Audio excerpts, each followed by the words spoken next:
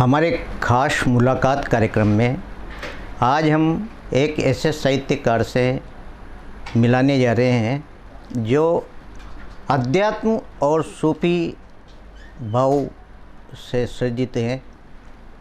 साथ ही ये रेलवे में सीनियर सेक्शन इंजीनियर भी हैं और इनकी जो ख्याति है वह मौन साधक के रूप में है। तत्कालीन रेल मंत्री नीतीश कुमार जी ने इनकी विशिष्ट सेवाओं के नाते इन्हें पुरस्कृत भी किया गया है। आइए बात करते हैं ऐसे साहित्यकार जो मौन साहित्य अपना सृजन करते हैं, श्री अनुज कुमार कुच्छल साहब से।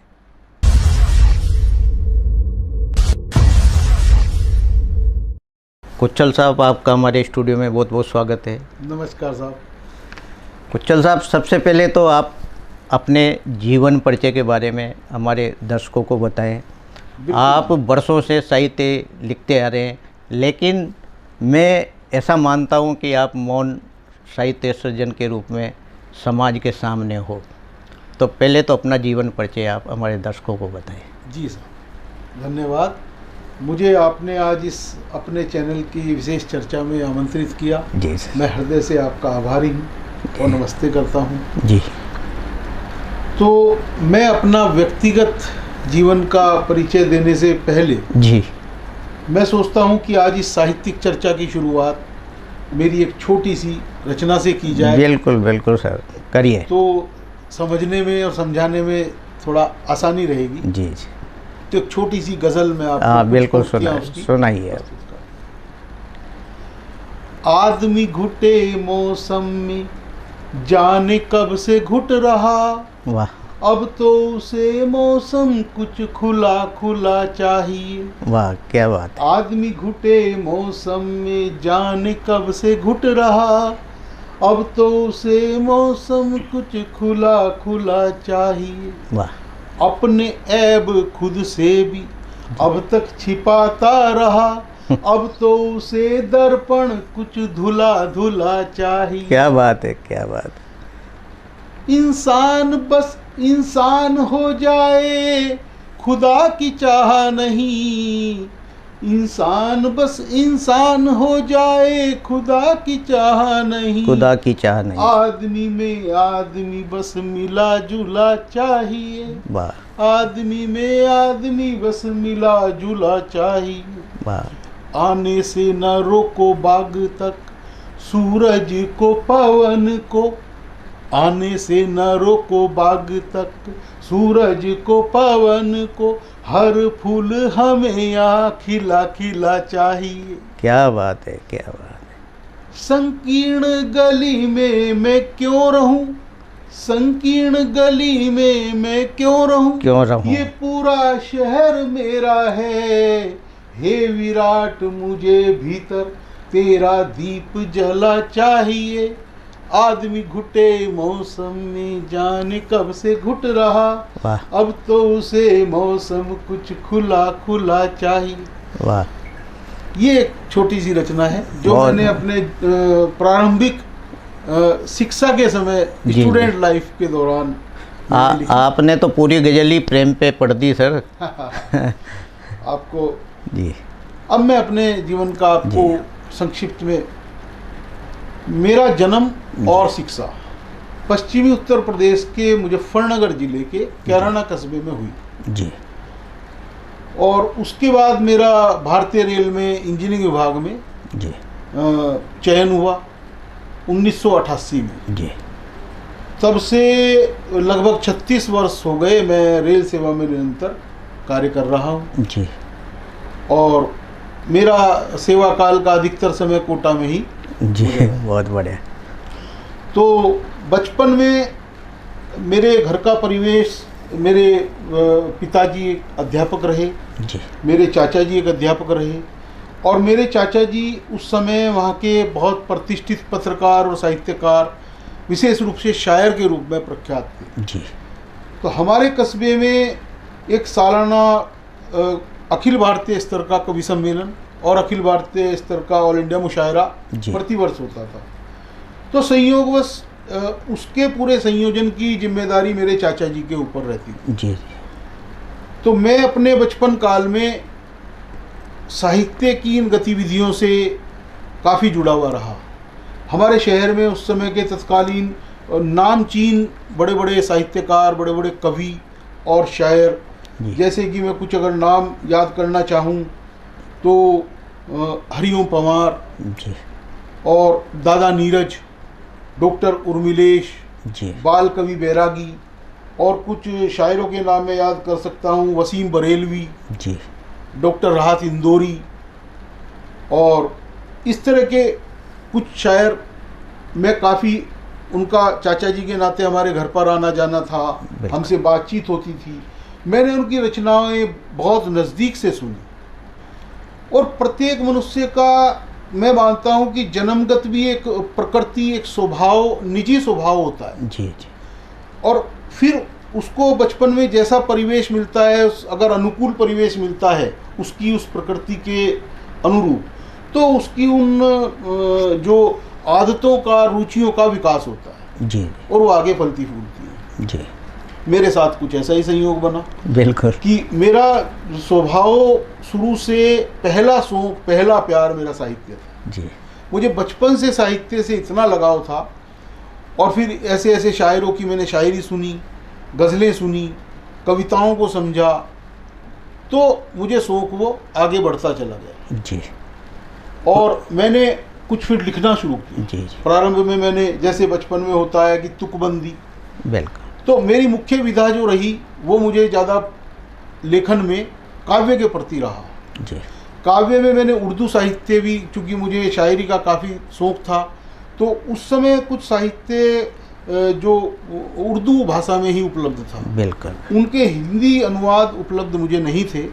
तो मैंने अपने उस शौक़ को आगे बढ़ाने के लिए मैंने उर्दू को भी लिखना पढ़ना थोड़ा सीखा। जी। मेरे पिताजी उस समय उर्दू के अच्छे जानकार थे, तो मैंने उनसे उर्दू का ज्ञान केवल साहित्य को समझने के लिए और शायरी, गज़लों को पढ़ने के लिए किया। जी, जी। धीरे धीरे मैंने लिखना, रचनाएं प्रारंभ करी, छोटी छोटी कविताएं लिखी, और फिर शेर व शायरी लिखी, गज़लें लिखी, रुबाइयाँ लिखी, कतात लिखे। और उस समय मेरा ये तत्कालीन जो वहाँ पर हमारे समय में प्रचलित पत्र पत्रिकाएं थी, उनमें भी मेरी रचनाएं काफ़ी छपती थी, लोग जानने लगी। और साहित्य का मैंने निरंतर अध्ययन में मैं टच में रहा। साहित्य का मुझे इतना ज़्यादा शौक़ था, इतना प्रेम था कि मैंने आदिकालीन साहित्य, मध्यकालीन साहित्य और आधुनिक साहित्य, और सभी लगभग विधाएं मैंने आधुनिक साहित्य की, प्रयोगवादी साहित्य, यथार्थवादी साहित्य, छायावादी साहित्य, जैसे कि जयशंकर प्रसाद और प्रेमचंद जी, उस समय के मैंने जो भी प्रचलित थे सबका साहित्य मैंने घोर अध्ययन किया। जी। महादेवी वर्मा, हरिवंश राय बच्चन, जी, नज़दीक से उनको पढ़ा और समझा, विश्लेषणात्मक दृष्टि से पढ़ा। जी। उससे मेरी साहित्य की समझ बढ़ती गई, कारवां चलता गया। कुचल साहब, आपका जो साहित्य सृजन है एक पारिवारिक पृष्ठभूमि से निकल कर आया। जी। इसके बावजूद भी आपने स्वाध्याय किया काफ़ी, उसमें कबीर, संत, सबको आपने पढ़ा। जी। और आपके साहित्य में जो झलक देखने को मिलती है वह किसी ईश्वर के प्रतीक रूप में होती है। जी, बिल्कुल सही कहा। तो ये कैसे मन में आया आपके कि मैं इस तरह के कार्य में लग जाऊं? देखो, मेरे बचपन में हमारा घर एक अच्छा खासा पुस्तकालय था। जी, जी। मेरे से पहले ही मेरे पिताजी और चाचा जी, क्योंकि शिक्षा के क्षेत्र से जुड़े हुए थे, साहित्य के अध्यापक थे। जी। तो मेरे घर में साहित्य उच्च कोटि का विद्यमान था। जी। और उनमें धार्मिक प्रवृत्ति और आध्यात्मिक प्रवृत्ति भी घर में एक माहौल था। जी। तो धार्मिक साहित्य भी लगभग कई धर्मों का मेरे घर में उपलब्ध था। मैंने बाइबिल को भी पढ़ा। बिल्कुल। मैंने कुरान शरीफ का तर्जुमा, अनुवाद भी पढ़ा। मैंने गीता भी पढ़ी। जी। मैंने ओशो भी पढ़ा। तो मेरे को एक शुरू से रुझान आध्यात्म की तरफ, रूहानी तरफ, सूफियाना तरफ मेरा रुझान था। जी। मैंने उस तरह का साहित्य पढ़ा। मैंने रसखान को पढ़ा, मीरा को पढ़ा, कबीर को पढ़ा, तुलसी को पढ़ा, तो मुझे शुरू से एक मेरे अंदर एक जो आध्यात्मिक चेतना का विकास हुआ और मेरी अधिकतर रचनाएं इस सृष्टि के नियामक को और परम पिता परमेश्वर को, ब्रह्म को समर्पित हैं जी। उनको प्रतीकों के माध्यम से उन्हीं को मेरी रचनाएं इंगित की करते हुए लिखी गई है जी।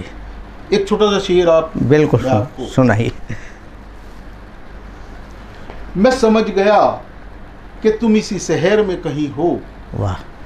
मैं समझ गया कि तुम इसी शहर में कहीं हो, हवा में वरना इतनी तपिश क्यों होती, वाह बहुत। अब मैं आपको इसका सूक्ष्म सा बताऊं। मैं समझ गया कि तुम शब्द इसमें परमेश्वर को इंगित करते, बिल्कुल सत्य है। इस शेर में मैंने ईश्वर की स्वीकार्यता की है, उनके एक्सिस्टेंस, उनके वजूद को स्वीकार किया है कि इस सृष्टि में इतनी ऊर्जा जो इस पूरे सृष्टि को, ब्रह्मांड को चला रही है, इतनी प्राकृतिक गतिविधियां निर्बाध रूप से, नियमित रूप से हो रही हैं, ये किसी शक्ति के बिना संभव नहीं है, ये किसी विज्ञान से संभव नहीं है। कोई तो सृष्टि का निर्माता है, कोई तो संचालक है, कोई तो शक्ति है, उसी को ब्रह्म कहते हैं। अलग अलग मतों में उसी के लिए अलग अलग शब्द का प्रयोग हुआ है। तो मैंने कहा मैं समझ गया कि तुम इसी शहर में कहीं हो, हवा में वरना इतनी तपिश मतलब वो ऊर्जा जो इस संसार को चला रही है, वो है, उसका वजूद को मैंने स्वीकार किया। कुशल साहब, आप मौन साधक हो साहित्य के क्षेत्र में, और कभी पटल पे भी हमने नहीं देखा आपको, लेकिन आपके पीछे भी कोई ऐसे मित्र थे जो डॉक्टर प्रभात कुमार सिंघल साहब जी, जो इस स्टूडियो तक आपको लेकर आए, और हम भी ऐसे मौन साहित्यकार से मिलना चाहते थे जिनकी पुस्तकें समाज को समर्पित है, लेकिन पटल पर नहीं आई थी। आपकी कौन कौन सी पुस्तकें प्रकाशित हो चुकी है अभी तक? जी मैंने पिछले समय में जी डॉक्टर सिंघल साहब के साथ साझा रूप से जी पुस्तकें कुछ लिखी हैं जी, जिनको मैं आपको दिखाना चाहूँगा। बताइए। इसमें से एक पुस्तक ये है भारत की विश्व विरासत जी। इसमें पूरी दुनिया में जो विश्व विरासत घोषित हुई है जी जी, यूनेस्को उसकी एक सूची जारी करता है। बिल्कुल बिल्कुल। तो उन यूनेस्को की सूची में सम्मिलित जो भारत की विश्व विरासत हैं जी, टोटल विश्व विरासत में से जो भारत में अवस्थित है जी जी, उनको केंद्र बिंदु बनाकर उनके बारे में एक समग्र जानकारी जी जी, तो पर्यटन के दृष्टिकोण को ध्यान में रखते हुए ये पुस्तक हमने लिखी है जी। बहुत खूब। जो अमेजन, फ्लिपकार्ट आदि पर उपलब्ध है और बहुत प्रचलित और बहुत प्रसिद्ध भी हुई है, जिसको अच्छा प्रशंसा मिली है जी। दूसरी एक पुस्तक मैंने लिखी है भारत में समुद्र तटीय पर्यटन जी। इसमें हमारे देश भारत की जो समुद्र तटीय रेखा है, तो समुद्र के किनारे किनारे भारत के जो नगर, महानगर, उपनगर और जो भी पर्यटन स्थल हैं, तो उनकी हमने विस्तृत जानकारी इसमें प्रस्तुत की है। वहाँ कैसे जाएं, वहाँ के मौसम के बारे में, वहाँ की कल्चर के बारे में, वहाँ आदमी क्या एक्सप्लोर कर सकता है, क्या क्या गतिविधियाँ वहाँ उपलब्ध हैं और क्या क्या मनोरंजन की वहाँ स्थितियाँ मौजूद हैं, उसके बारे में हमने प्रयास किया है कि अधिक से अधिक जानकारी पर्यटन प्रेमियों को उपलब्ध हो सके जी जी। ये दूसरी पुस्तक है, इसको भी पाठकों का काफ़ी मतलब ज्ञानवर्धक चीज़ है। और ये जो स्टूडेंट्स भी प्रतियोगी परीक्षाओं की तैयारियां करते हैं जी जी, जीके का जो जानकारी बढ़ाना चाहते हैं, उनके लिए भी ये पुस्तक काफ़ी उपयोगी होती है जी जी। अच्छा, तीसरी पुस्तक हमने दी है भारत दर्शन को सुगम बनाती रेल, क्योंकि भारतीय रेल में भाव है कि मैं रेलवे सेवा से जुड़ा हुआ हूँ जी जी, तो एक स्वाभाविक सा रुझान मेरा रेल की तरफ, और वैसे भी रेल का और पर्यटन का बहुत दोली दामन का साथ है। बिल्कुल, एक ही सिक्के के दो पहलू हैं, एक दूसरे के पूरक हैं जी जी। किसी भी पर्यटक को रेल रूट सेलेक्ट करना होता है बिल्कुल। तो हमने इसमें करीब करीब भारत के सभी दर्शनीय स्थलों की जानकारी रेल द्वारा कैसे आसानी से पहुंच सकता है जी, वो हमने इसमें दी है जी। और ये पुस्तक काफ़ी उपयोगी है जी, और इसको पढ़ के काफ़ी जानकारी आपको रेल यात्राओं के बारे में और उनसे पहुंचने वाले गंतव्य स्थानों के बारे में उपलब्ध होती है। बिल्कुल। इंग्लिश वर्जन है जी, world heritage global to local. तो अधिकतर मेरा पर्यटन पे ही आधारित मेरा लेखन रहा जी। और डॉक्टर सिंघल साहब के साथ साझा रूप से मैंने पुस्तकें लिखी हैं। जी। कुचल साहब, आपने साहित्य सृजन किया, कोई कविता हमारे दर्शकों को आप सुनाए। देखिए साहब, मैं आपने अवसर दिया है जी जी। तो मैंने लगभग 12 साल की आयु में कविता लेखन प्रारंभ किया था। जी।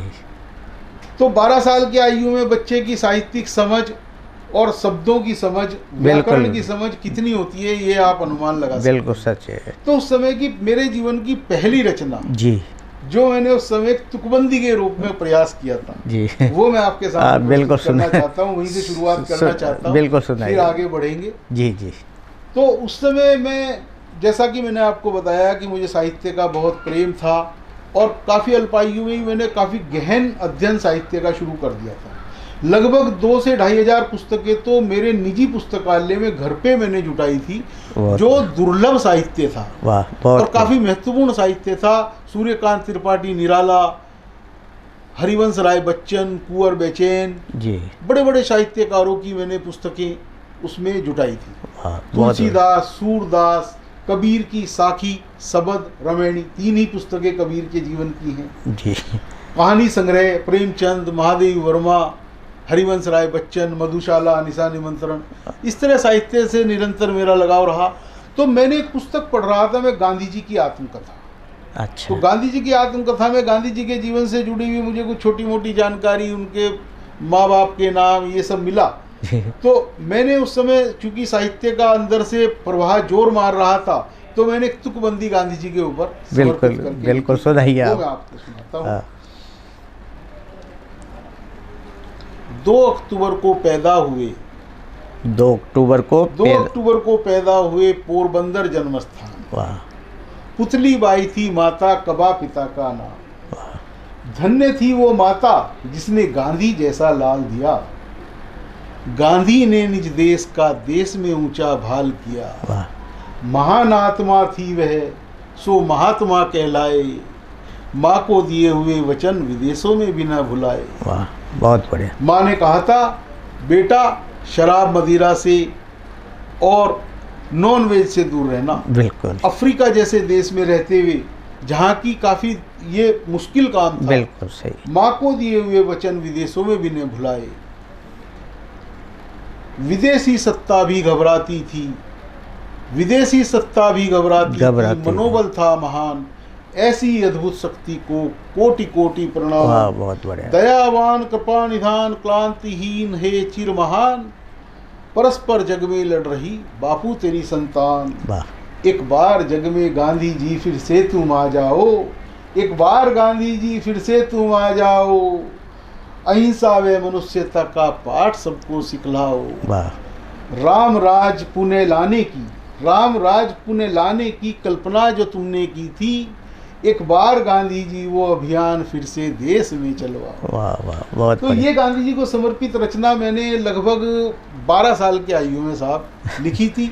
12 साल की आयु में मतलब बच्चे की समझ इतनी नहीं होती, जिससे 4 गुना समझ आप में थी। कुचल साहब, ये बहुत बड़ा आपका। तो उस समय की ये जो हमारे यहाँ उस समय पत्र पत्रिकाएं छपते थे, जी जी, उन्होंने भी इसको काफ़ी स्थान दिया था, जी, सराहा था। और उस लोगों के स्वीकार्यता से मेरा मनोबल बढ़ता गया। जी।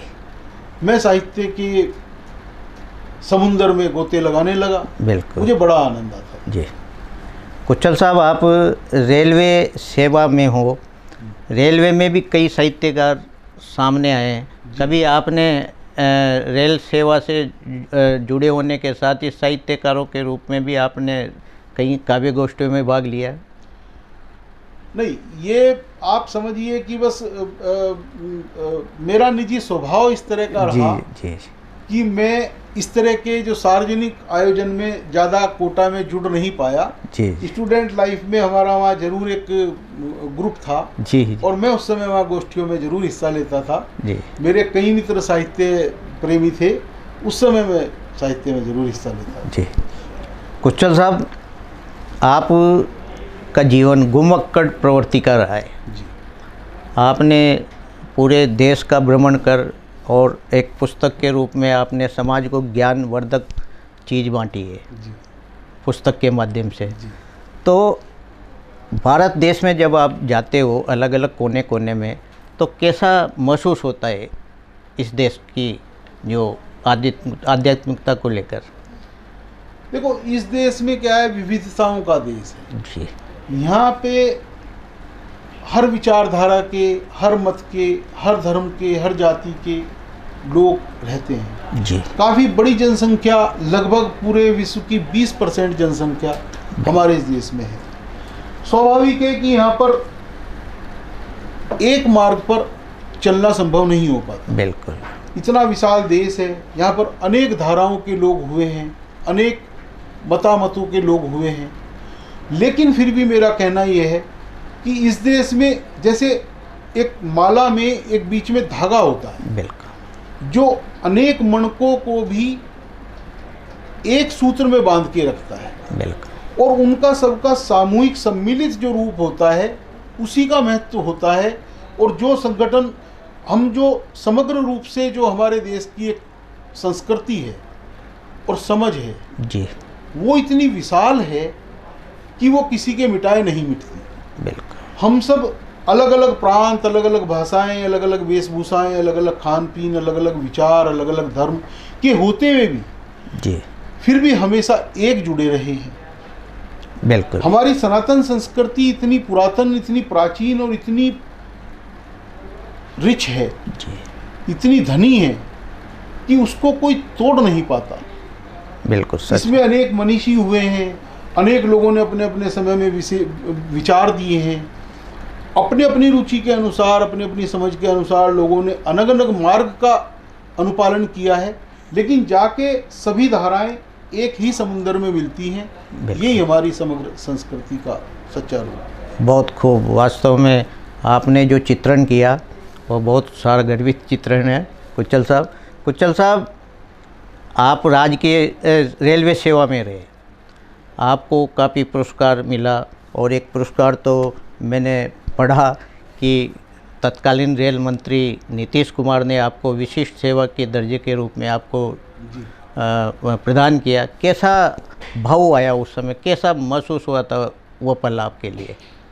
क्योंकि आप एक मौन साधक के रूप में समाज के सामने आते हो। नहीं, देखिए साहब, ये जो रेल सेवा के दौरान जो सम्मान मिलते हैं जी, ये साहित्यिक व्यक्तित्व के कारण नहीं जी, ये तो हमारा जो आजीविका का एक मार्ग है, एक कर्म है, दुनिया का एक जो कर्म है, जो सेवा हमको मिली है, जो उस सेवा में हम अपने समग्र शक्ति से, अपनी पूरी चेष्टा के साथ, जी, पूरे उसके नियमों के अनुसार हम वो ईमानदारी से अपना कार्य करने का प्रयास करते हैं।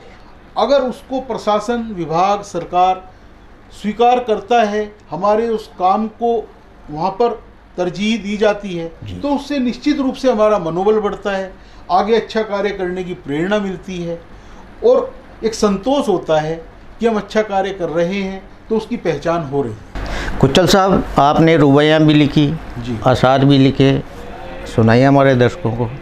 बिल्कुल साहब। हाँ, मैं कुछ रुबाइयाँ आपको जी सुनाइए। देता हूँ।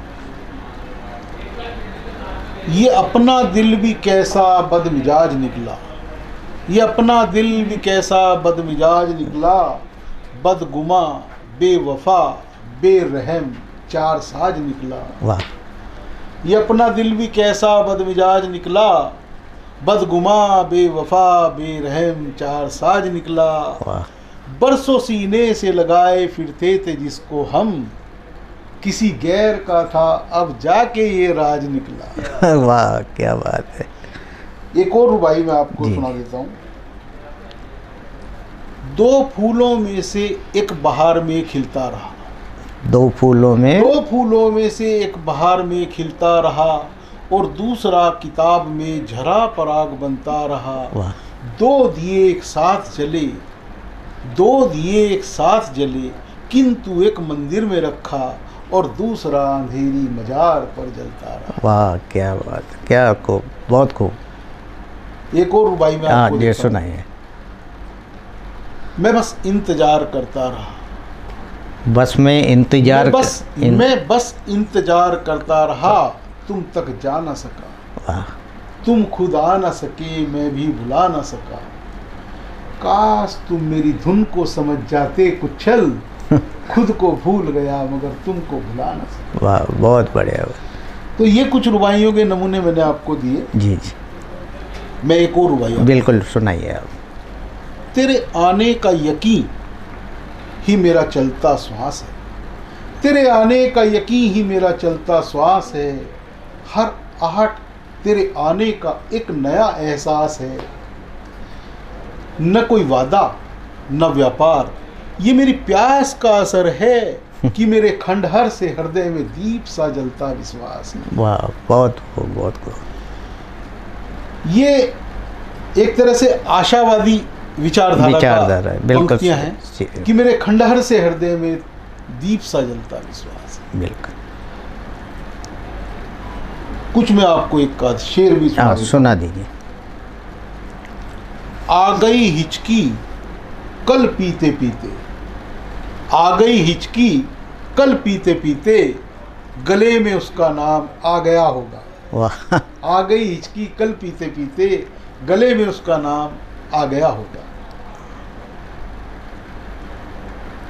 वो हमारे ना है, वो हमारे ना है, ये हमको मालूम तो है, लेकिन वो एक बार मुंह से कह देते तो तस्कीन हो जाती। वाह।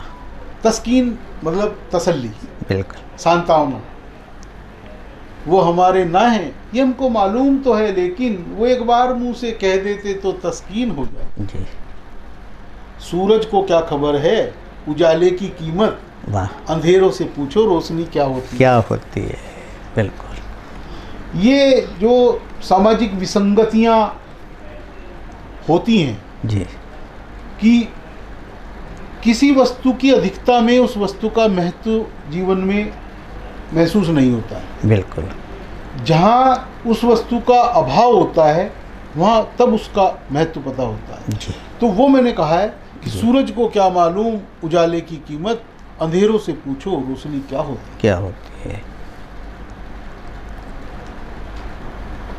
तेरे रहने का अंदाज ही कुछ ऐसा है मेरी जान कि हर शख्स को मोहब्बत का गुमा होता है। वाह। गुमा मतलब भ्रम होता है। तेरे रहने का अंदाज ही कुछ ऐसा है मेरी जान कि हर शख्स को मोहब्बत का गुमा। कुछ लोगों की प्रकृति ही ऐसी होती है, जैसे हमारे डॉक्टर सिंघल साहब का मैं उदाहरण देना चाहूँगा, प्रभात कुमार जी सिंघल, कि वो लोग हर व्यक्ति के साथ ही इतने मिलनसार और इतने सहयोग भावना से रहते हैं कि हर आदमी को ये लगता है कि वो मेरा सबसे अजीज, सबसे खास दोस्त मेरा है। बिल्कुल। तो तेरे रहने का अंदाज ही कुछ ऐसा है मेरी जान कि हर शख्स को मोहब्बत का गुमा हो। वाह। हर तबस्सुम के बाद आंख में छलक आते हैं आंसू, तबस्सुम मुस्कुराहट। बिल्कुल। हर तबस्सुम के बाद, मतलब दुनिया का दस्तूर ही कुछ ऐसा है कि धूप छांव। बिल्कुल। कुछ समय आदमी का खुशी का आता है, उसके बाद निश्चित रूप से आदमी को नेगेटिव समय भी देखना होता है। बिल्कुल। एक सा समय आदमी के जीवन में किसी भी जीवन के एक समय रहे संभव नहीं होता। बिल्कुल। हर तबस्सुम के बाद आँख में छलक आते हैं आंसू, फिर भी न जाने क्यों मुस्कुराने को जी चाहता है। ये एक आशावादी ललक है कि फिर भी न जाने क्यों मुस्कुराने को जी चाहता है जी। तो ये कुछ अशार मैंने आपके सामने पढ़े जी। अब मैं आपको एक छोटी सी बिल्कुल जाते जाते एक नज़म बिल्कुल सुनाइए। मैं आपको जाते जाते जी इस चर्चा के अंत में एक छोटी सी नज़म आपको देता हूँ जी, जिसमें एक आध्यात्मिक दृष्टिकोण है जी, एक सूफियाना अंदाज है, रूहानी झलक है। आप देखिए। बिल्कुल। मुझे किसी से मोहब्बत नहीं है, मुझे किसी से मोहब्बत नहीं है, हम कह भी दें मेरी आंखों में किसी ने झांका तो क्या होगा। वाह क्या बड़ी बात कही। मुझे किसी से मोहब्बत नहीं है, हम कह भी दें मेरी आंखों में किसी ने झांका तो क्या होगा। वो खत कई बार हम रोज पढ़ते हैं, वो खत कई बार हम रोज पढ़ते हैं, अब तक न जो तूने कभी लिखा होगा। वो खत हम रोज कई बार पढ़ते हैं, अब तक न जो तूने कभी लिखा होगा। हमें तुम भुला दो ये तुम्हारे बस में नहीं जी, हमें तुम भुला दो ये तुम्हारे बस में नहीं, तन्हाई में अक्सर मेरा नाम तूने लिया होगा। वाह। तेरी याद से रोशन किया है हमने दिल को, दिया बुझा भी दें तो अंधेरा अब क्या होगा। तेरी याद से रोशन किया है हमने दिल को, दिया बुझा भी दें तो अंधेरा अब क्या होगा। थम थम के जो बरसता है अब्र, बर्फ चमकती है। अब्र कहते हैं बादल, बर्फ कहते हैं बिजली। बिल्कुल। थम थम के जो बरसता है अब्र, बर्फ चमकती है, किसको न तेरा नूर सुनसान में दिखा होगा। किसको न तेरा नूर सुनसान में दिखा होगा। संत मत में अध्यात्म में नूर शब्द को परमात्मा की शक्ति की अभिव्यक्ति के रूप में माना है। अध्यात्म में परमात्मा की शक्ति को प्रकाश और ध्वनि, श्रवण और नाद जी, दो लाइन पे काम किया गया है। तो अनहद नाद जी, तो इसमें मेरा संकेत इसी तरफ है कि जो अब्र चमकता है, बर्फ चमकता है, अब्र बरसता है, जो इस प्रकृति का फैलाव है, सृष्टि का विस्तार है, जो गतिविधियां हो रही हैं, एक निश्चित क्रम से सब कुछ संसार चल रहा है, इसको देख के भी किसको तेरी अस्तित्व का एहसास नहीं हुआ होगा कि थम थम के जो बरसता है अब्र बर्फ चमकती है, किसको न तेरा नूर सुनसान में दिखा होगा। तन्हाई में सन्नाटे से जब कान लगाता हूँ, ये अनहद नाद सुनने की जो क्रिया जो ध्यान में ऋषि मुनियों ने बताई है। तन्हाई में सन्नाटे से जब कान लगाता हूँ, गुमा होता है कि मुझसे तूने कुछ कहा होगा। वाह। यादों के जुगनू रात में अक्सर चमकते हैं, वाह। तन्हा सफर यह आखिर मुश्किल क्या हो। वाह, बहुत खूब, बहुत। तो ये साहब कुछ बहुत बड़े मैंने आपके सामने रखे हैं। बहुत सुंदर रचना आपने कुच्छल साहब दर्शकों के सामने सौंपी। आपका बड़प्पन है और आपने बहुत कुछ लिखा सर।